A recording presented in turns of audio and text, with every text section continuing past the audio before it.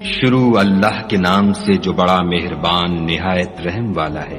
اے محمد صلی اللہ علیہ وآلہ وسلم، اپنے پروردگار کا نام لے کر پڑھو جس نے عالم کو پیدا کیا، جس نے انسان کو خون کی پھٹکی سے بنایا۔